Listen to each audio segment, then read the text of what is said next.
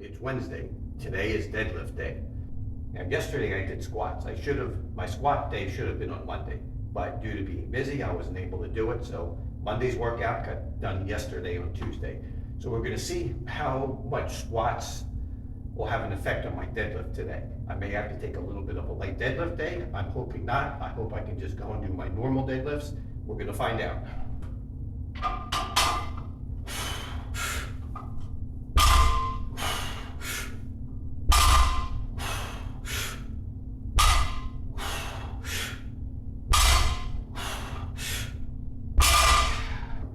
$225.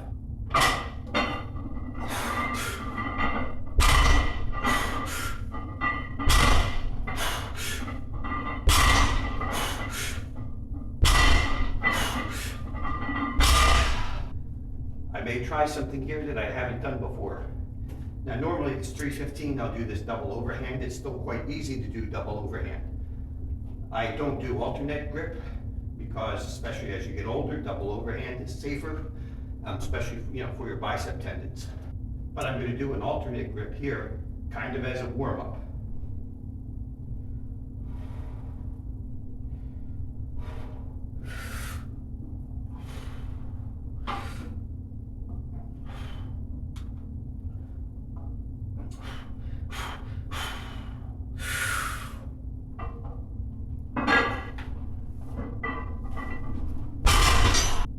$405, alternate grip, no straps.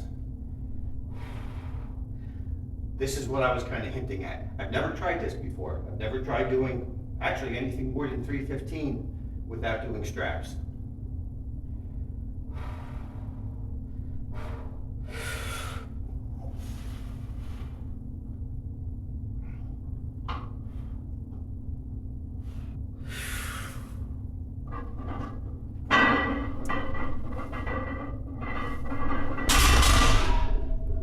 No problem at all.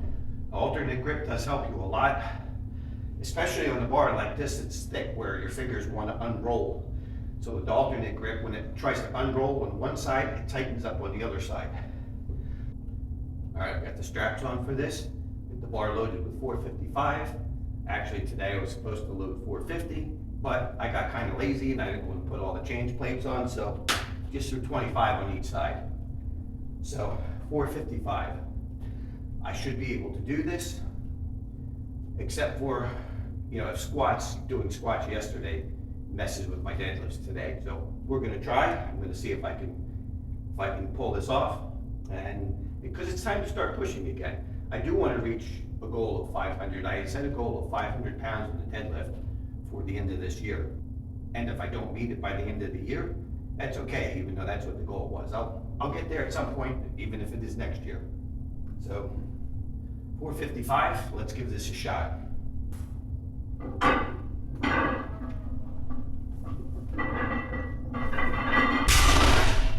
No problem at all. Well, one thing I now know is that if I miss Monday's workout and I end up doing squats on Tuesday, as long as I don't go crazy with those squats, I stick to a heavy single and then a work set with a reasonable weight, not a super heavy work set, but a little bit lighter work set, maybe a couple extra reps. I'll still be able to come in here and do deadlifts the next day. Another thing I learned, since I hadn't done the alternate grip before at 405, I'd never tried it, is that the other exercises I'm doing do provide enough grip strength that if I'm using straps or deadlifts, I'm not losing much. Between doing one arm dumbbell rows and chin-ups, plus you're squeezing hard on a lot of the other exercises, I'm getting enough grip work. And let's face it, for the one arm dumbbell rows, right now I'm doing 150 pounds. And for chin-ups, I probably weigh 245, so I'm getting a good amount of grip work anyway. All right, 455 felt so good. I think I want to do my work set today at 405, which I also haven't attempted to do a work set at 405 before. So we're going to do 405 and see how many reps we can get. Now, one thing you notice, I do my reps a little bit differently on deadlift. You saw in my warm-ups, I did them like normal, is one after another, right away without stopping. But when I get up to a heavy weight like this, I'm training for lifting more weight. I'm going to come to a complete stop after each rep, set up again, just like it was the first rep that I was doing. The reason for that, if you look at, when I go back and I look at my videos, when I do them fast, constantly one after another, first of all, you get a little bit of stretch reflex in your muscles. Second of all, you get just a slight bit of bounce off the floor, so you do get a little extra help. And the third problem I see with them is after I go down, my legs aren't bent as far as they are on the initial rep. So it's a little more bending at the waist and not as much at the knees. So it's a different setup for each successive lift after the first one in the set. What this does is this forces me to stop, reset like it's the initial lift, and I'm training for that one initial heavy lift off the floor. So that's the form I'm using, is the same form that I'm gonna be using lifting a heavy single. Now, that 455 today felt really good. I probably could have done 465, but we'll save that for down the road. I don't need to be doing a max lift. I just wanna do heavy singles, not maximum for right now. But I do wanna keep pushing, and maybe every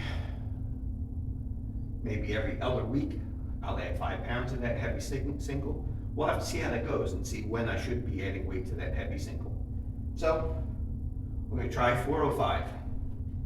And the other thing on deadlifts, I only do these once a week, and I do one heavy single followed by one work set, and that's it. No more than that. I find no more than that is necessary to continually make progress. If I do more, all I'm doing is beating myself up. Deadlifts do take a while to recover from. So by limiting it, you want to do how much work you need to do in order to get gains. If you do more beyond that, all you're doing is taxing your recovery. You're beating up your body for no reason, and recovery is a resource, and you're wasting that resource when it could be better used for other things. So once a week, one heavy single followed by one work set. That's it. But everybody's different.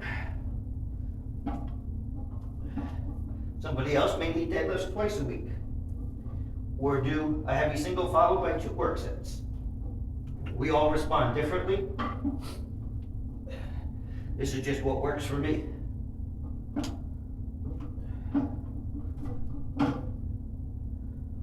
But I think still the advice of not doing more than necessary to make progress is good.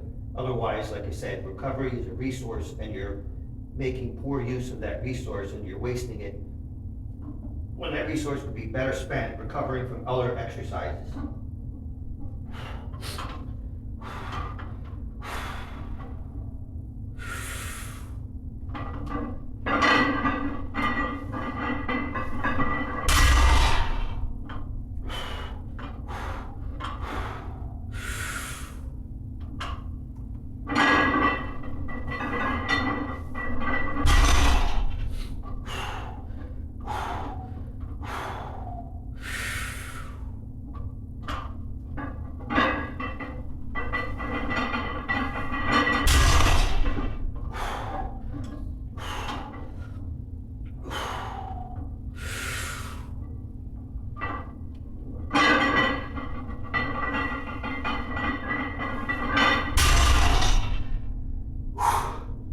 Well, 4, that's good for today.